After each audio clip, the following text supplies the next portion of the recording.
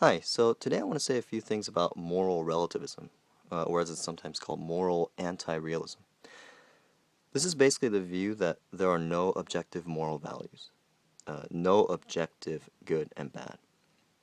So, if you think the Atlantic slave trade was bad, well, that's just your opinion. This sort of view clearly is in fashion. It's interesting that the word skepticism in Greek stems from a word meaning roughly inquiry. And in fact, if we take a look at some of the arguments and the writings of the ancient skeptics, what we find is a very sincere and serious investigation into the nature of human knowledge. And so the etymology on the root inquiry actually seems appropriate in that case. And it's precisely this investigation that then led these thinkers to a position of non-assertion and suspension of judgment. But with the brand of skepticism you find today, at least the sort that manifests itself in popular discourse, one struggles to detect the same spirit of genuine inquiry. Skepticism today, again, not all, but a lot of it, stems much more, I think, from ignorance, really, than it does from any sort of inquiry. It's a way for people to avoid actually scrutinizing their beliefs and actions by declaring that all is subjective. But the idea that there's no objective basis for good and bad is, in my judgment, absurd. I mean, is there anything more real to us, more immediately known, than how bad pain is and that it's good to avoid it? I mean, we all know this, right? There's no serious doubt about this. Is there a difference between being tortured forever and escaping this torture? Yes. And is one preferable to, which is to say better than, the other? Yes.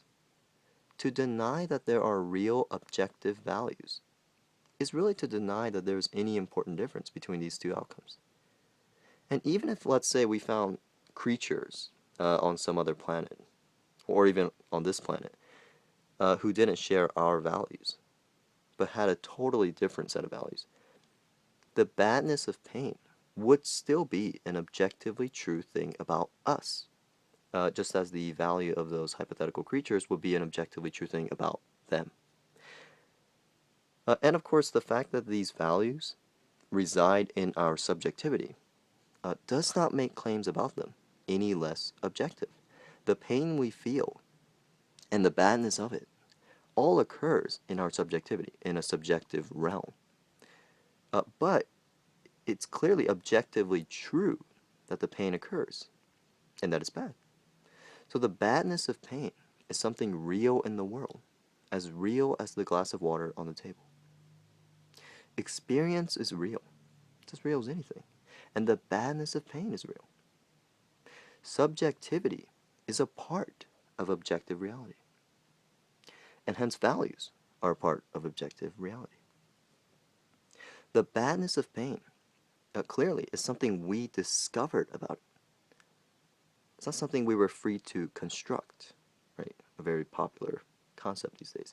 It wasn't up to us to decide the nature or character of pain. So saying that the slave trade was bad is not merely to express one's subjective opinion about it.